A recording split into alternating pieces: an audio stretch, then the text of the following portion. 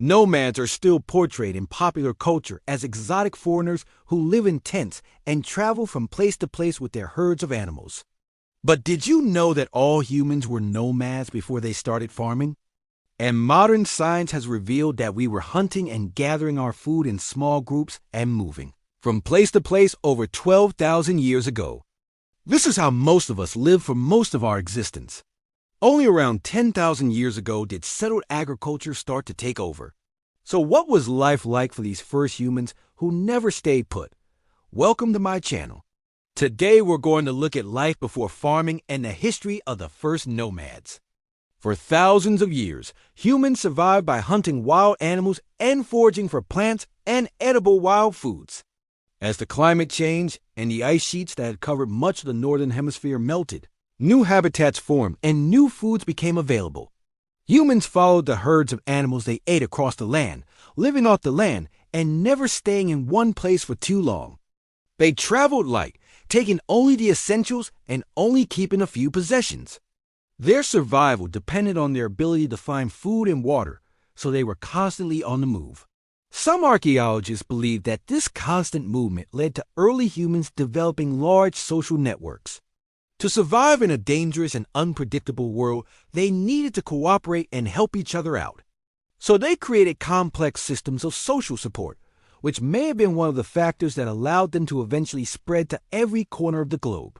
But the exact way of life of these early nomads is still debated among experts. Some researchers say they lived in small groups of between 20 and 50 people, while others argue that they lived in larger groups of up to 250 people.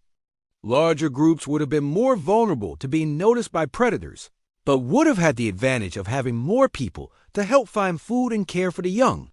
Smaller groups would have been more difficult for predators to spot, but they would have struggled to defend themselves against attacks.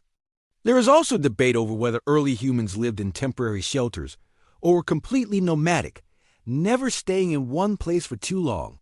Those who lived in temporary shelters would have been more protected from the elements and would have had an easier time caring for their young.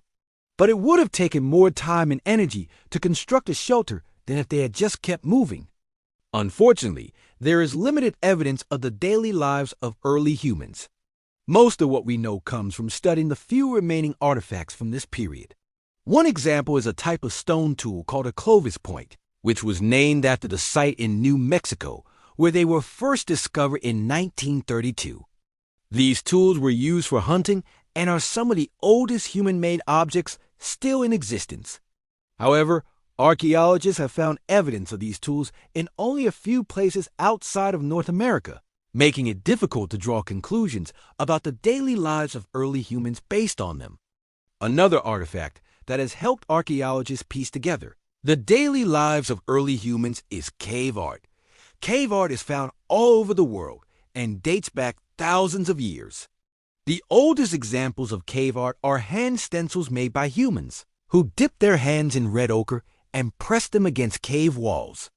These stencils show that early humans were capable of abstract thought and symbolism, which is rare in the animal kingdom. Other examples of cave art include paintings of animals and geometric patterns. These paintings show a sophisticated understanding of color and perspective, which suggests that early humans had complex visual systems. Despite the challenges, archaeologists have managed to piece together a picture of what life was like for the first nomads. They were small groups of humans who traveled light and never stayed in one place for too long. They survived by hunting wild animals and foraging for plants and edible wild foods. They lived in temporary shelters and had large social networks. They were capable of abstract thought and symbolism, as evidenced by their cave art. They had a sophisticated understanding of color and perspective, as shown by their paintings of animals and geometric patterns. Join me next time when we will look at the history of the first permanent settlements. Thanks for watching.